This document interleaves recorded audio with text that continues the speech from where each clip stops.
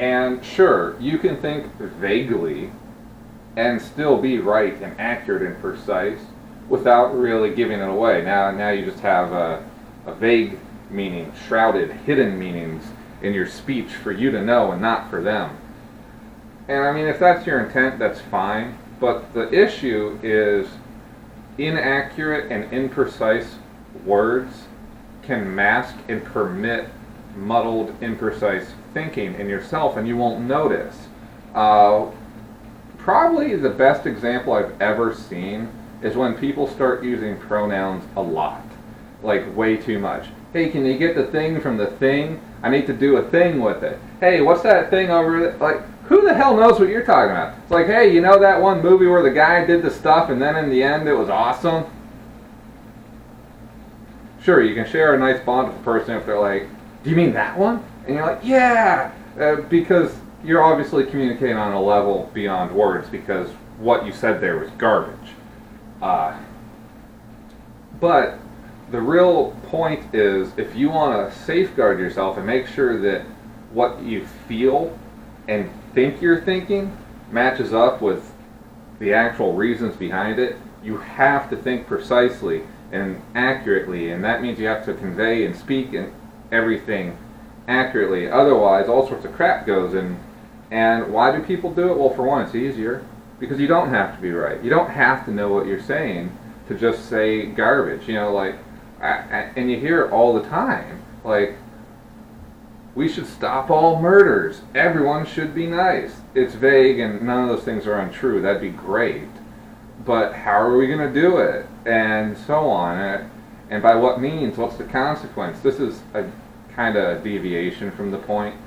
But what I'm driving at is when you allow such vague ideas and thoughts to pass as complete ones, then sneaky little things can come in that sound right and feel right. And that's what I was trying. I didn't have any good examples, but you know, you get the emotional appeal of it. You know, this is something you obviously want. You know, of course we want that. So what are we going to do next? Well, follow my plan and we'll accomplish it. What's the plan? And it's like, you'll see when you elect me, or don't worry about it, just follow along, buddy, no big deal.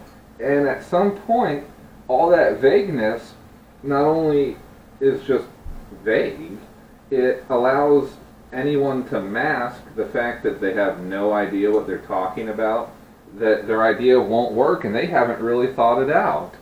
And the same with you, on a much more important scale and personal scale, because let's not pretend anyone listening to this is probably ever going to have a crack at even so much as nudging policy nationwide or governor-wide or whatever-wide. You know what I mean? Like, we're just not important people. We're bored people sitting around on YouTube, either talking to YouTube or watching it.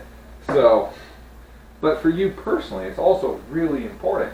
And in fact, probably critically more important, because just simply knowing that won't stop people trying to deceive you to gain power. That's good luck with that.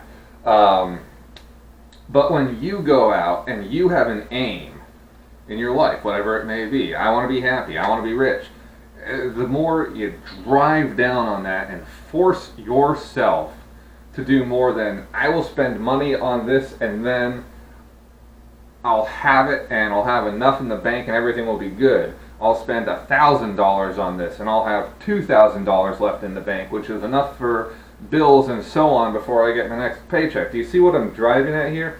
One is an actionable, well, they're both actionable plans, but one you can examine and see cracks in if there's any, and prevent you from driving yourself to disaster. Or even better yet, if people care about you and actually listen to what you have to say, they can go, hey, I know you're saying that, but did you remember the taxes? This $10,000 price tag is a lot more like $12,000, and then you won't have the $2,000 in the bank. That added up really nicely. That was a complete mistake, by the way. Happy coincidence. And then you won't be able to pay bills, and sure, you're going to have a freaking sweet car, but you're going to be living in it, man. And even just in that small example, you can see, like, and is it more tiring? Yeah. Is it harder? Absolutely. But just like with exercise or anything else in your life, you know, you get used to it. You start muscling up your brain, beefing up, and as long as you are consistent and dedicated to your exercise routine, all of a sudden it becomes easy. Like way back years ago, I started doing push-ups. Why? Because I don't want to be a weak, noodly armed man. I'm doing okay on that front, okay? But either way, the point of the story is, at first, 15 was hard, and I really hated doing it. And now it's at most a minor inconvenience because I gotta stop doing what I'm doing and count to 15. But past that point, it's not hard at all. And then there's also another point, which I'll leave this video on the massive failure of mayonnaise that I made, but the steak will be good. Darn you, mayonnaise still eludes me. This is the second attempt. We'll put a third one in, at least. But the point I was going to leave you on is also, you have to, in your mind, make sure you understand that the commitment, just because until you're ready to plateau, it never gets easier. I've told a lot of people to exercise. You can focus on a lot of things, but if you're doing your exercise right, it never gets easier. Sure, now you can do 20 pounds with ease, but if you want to get the same benefit, now you gotta do 30, now you gotta do 40. But eventually, once you kind of assume that mantle, you get accustomed to the burden.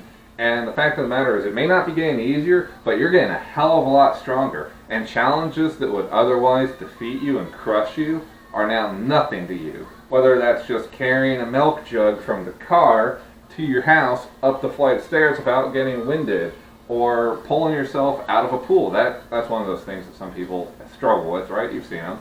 Or even more heroic things, like dragging someone out of a car and saving their life. And what if that person was your loved one, someone that, what's harder at that point?